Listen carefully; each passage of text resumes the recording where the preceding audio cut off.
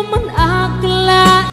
Narito tayo ngayon upang matunghayan ang napakainit, nagbabaga at talaga namang usap-usapan at maraming pinaka-inaabangan na issue ni Ate Erica.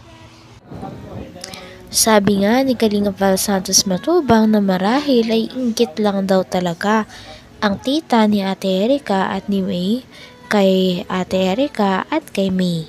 Ito ay una sapagkat magaganda daw ang dalawa niyang pamangkin. Kahit naman daw hindi sabihin ng tita nila na naiinggit ito, ay halata naman daw talaga. Ito ay dahil marami daw pera sila Ate Erica at si May kumpara sa kanilang tita. May nagbili dito sa amin. Ano? Yung pawid. Yung pawid? Sa kulungan ng baboy. Kasinungalingan. Never si Erica bumili dito. Kuripot si Never si Erica. Erica naggastos dito. Nilabas mga Kalingap noon na si Erica do'y matulungin, tinutulungan si Lola, si Lolo, yung mga pamangkin, lahat. Pinabulaanan po ining ni tita dahil sa inggit po nito. Hindi totoo yan.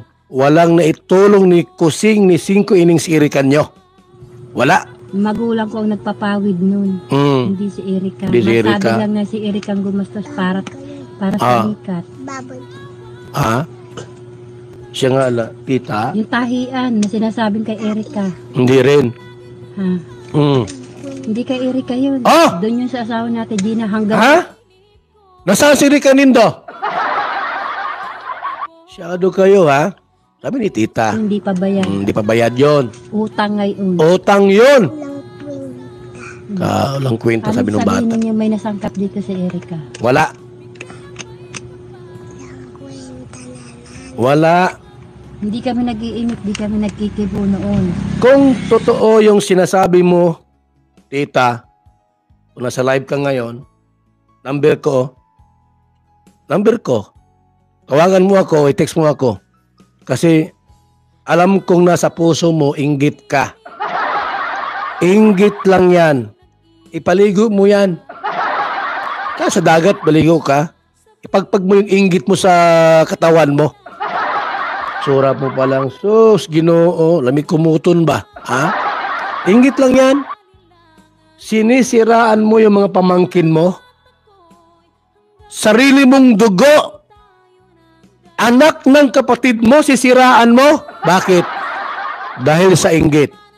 Masabi ka, Kuya Bal, hindi ako naiinggit sa kanila. Sige daw, i-text mo ako. Sabihin mo lahat.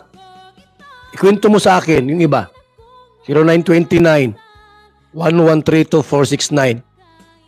Sige daw. Face to face, magharapan tayo. Saan mo gustong puntahan kita? Diyan sa lugar nyo? Puntahan kita. Sa pagpapatuloy ng ating istorya ay sinabihan pa nga ni Kalingap Val Santos Matubang ang mga nang babash kay Ate Erica at sa kapatid niya na si Sheila May. Sinabi pa nga ni Kalingap Val na kung may hinain sila kay Ate Erica at sa kanyang kapatid na si Sheila May ay tumawag daw sa kanyang personal number. Grabe at binigay pa talaga ni Kalingap Val ang kanyang personal number upang makwento lamang sa kanya ang mga ayaw kay Ate Erica at sa kanyang kapatid. Inggit lang yan. Sinisiraan mo yung mga pamangkin mo. Sarili mong dugo. Anak ng kapatid mo, sisiraan mo. Bakit? Dahil sa inggit. Masabi ka, Kuya Bal, hindi ako naiinggit sa kanila. Sige daw, i-text mo ako. Sabihin mo lahat. Ikwento mo sa akin, yung iba. 0929-1132-469. Sige daw. Face to face, magharapan tayo.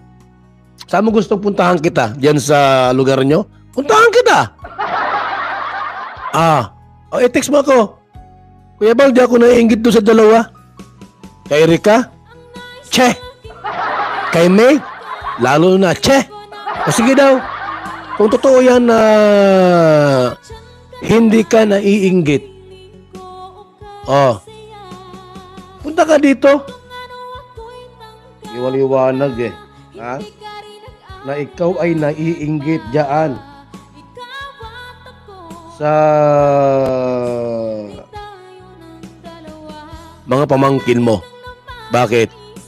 Kasi may itsura silang dalawa, ikaw wala. May itsura mo, murag lubot.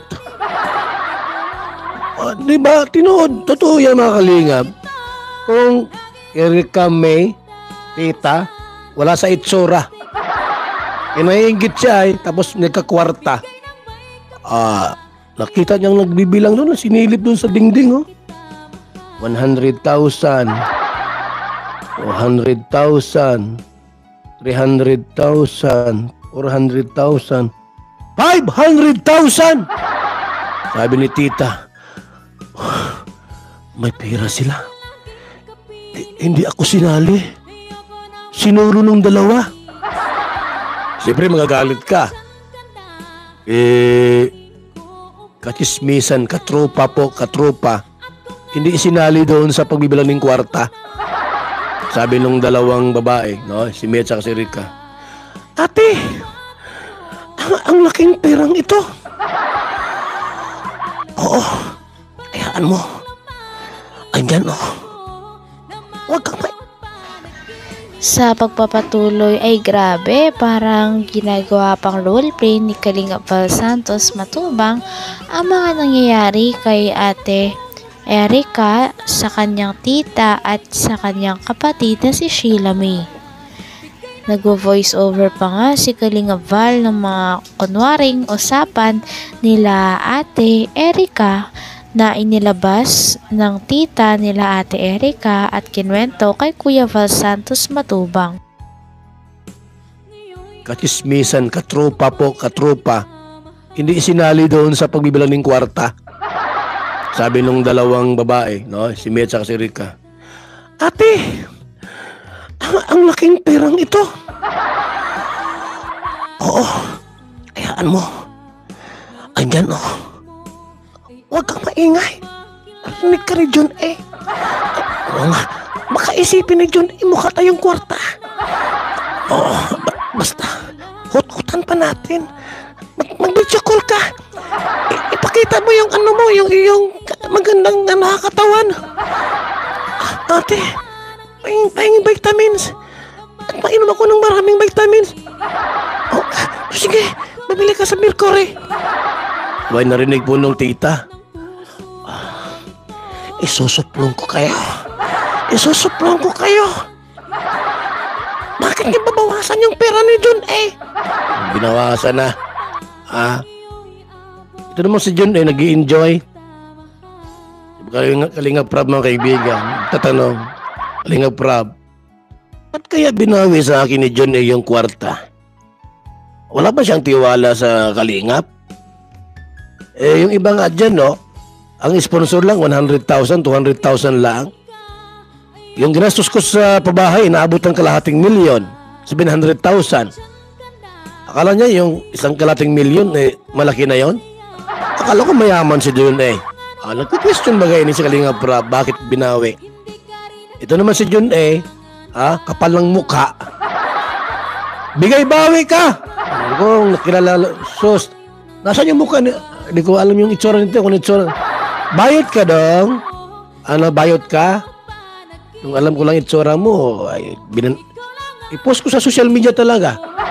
Kasuhan mo na ako. Post ko yung mukha mo sa foundation ng Kalingap. Kung sa akin lang yan, wala nang bawian yan. Ikaw ang resibo, Asa yung resibo tadigde? Kinukuha. Ang resibo dito. Gawa ko sa BIR po. 50 piraso yung pinagawa ko sa BIR na printing press. Resibuhan kita. Kalating milyon mo, di mo na makuha sa akin. Hanggang dito na lamang muna ang ating napakainit, nagbabaga, pinakainaabangan at usap-usapan na latest issue ni Ate Erika. Maraming salamat sa inyong panonood. Hanggang sa muli. Bye!